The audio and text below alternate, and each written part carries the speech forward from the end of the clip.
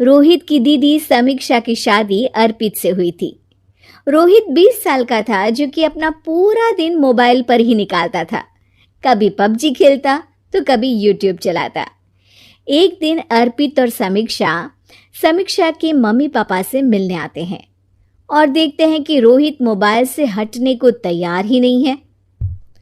अरे रोहित, तुम्हारी तो आईआईटी की परीक्षा है ना? तुम तैयारी नहीं कर रहे हो परीक्षा की? वो सब तो मोबाइल पर ही हो जाएगा।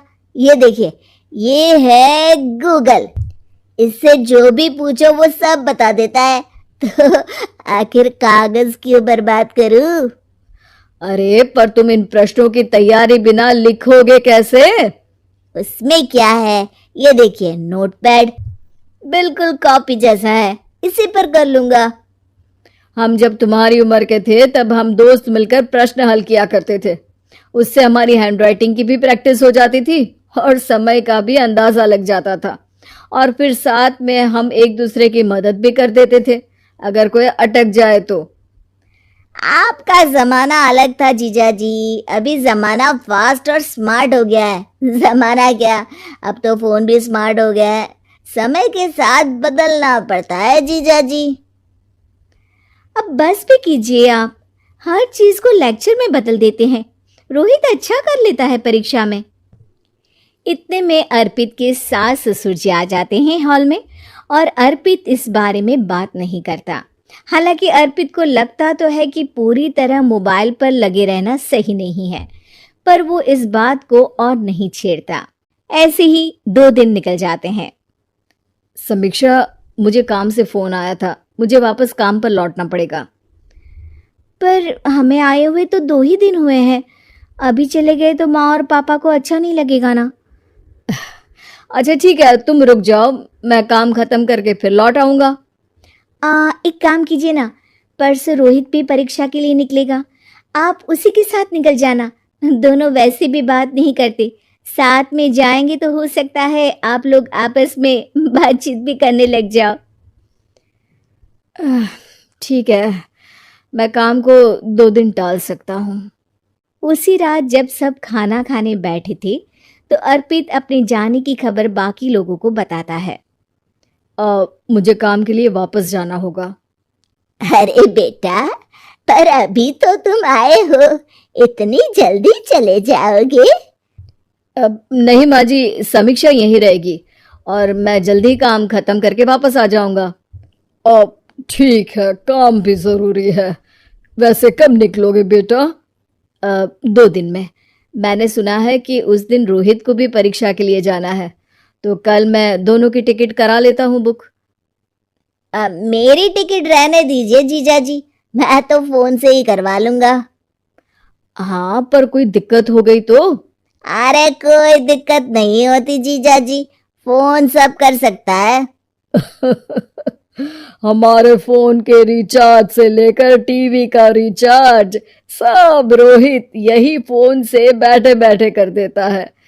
अब ये नई चीज तो हमारे समझ के परे है, पर अच्छा है कि रोहित जानता है।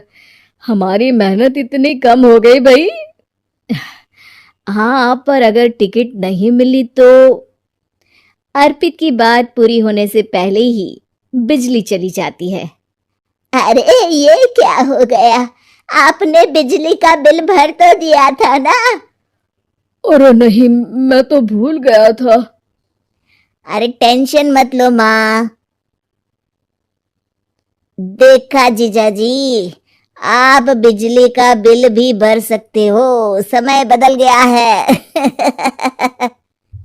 एक बार फिर अर्पित इस बात पर बहस नहीं करता। अगले दिन जाकर अपनी टिकट करवाता है और पैकिंग कर रहा होता है जब शाम को अचानक से रोहित के चिल्लाने की आवाज आती है। नहीं, प्लीज प्लीज हो जा, ऐसा मत कर यार, प्लीज हो जा। अरे क्या हो गया रोहित? दीदी, सर्वर हैंग हो गया, मेरी टिकट नहीं हो पाई दीदी। क्या मतलब टिकट नहीं हो पाई? इतने में वहां रोहित की मम्मी और पापा भी आ जाते हैं। अरे क्या हो गया? माँ, मेरा टिकट नहीं हो पाया, सर्वर डाउन हो गया। अरे पर तूने तो बोला था कि हो जाएगा। हो जाता है, पर अब क्या करूं, ये क्या हो गया।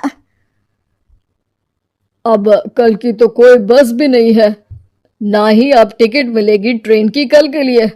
मुझे तो कोई रास्ता नहीं दिख रहा। अब फिर लगता है मेरा ये साल बर्बाद हो जाएगा। घर पर एकदम से दुख का माहौल छा जाता है और सब रोहित को डांटते हैं, पर इतने में अर्पित वहां आ जाता है। आप सब रोहित को क्यों डांट रहे हैं? आपने ही तो उसे बढ़ावा दिया था ना। लेकिन इसकी लापरवाही के कारण इसकी परीक्षा छूट जाएगी। इसने तो हमसे कहा था कि टिकट हो जाएंगे। हे भगवान, अब क्या होगा। चिंता करने की कोई बात नहीं है। मैंने एक एक्स्ट्रा टिकट करवा ली थी। मैं समझता हूं कि मोबाइल हमारा ही काम आसान करने के लिए है, पर उस पर ही पूरी तरह से निर्भर होना तो गलत बात है ना। रोहित टिकट को देखकर बहुत खुश हो जाता है और जोर से जाकर अपने जीजाजी के गले लग जाता है। सॉरी जीजा जी, मुझे आपकी बात ध्यान से सुननी चाहिए थी, पर थैंक यू सो मच।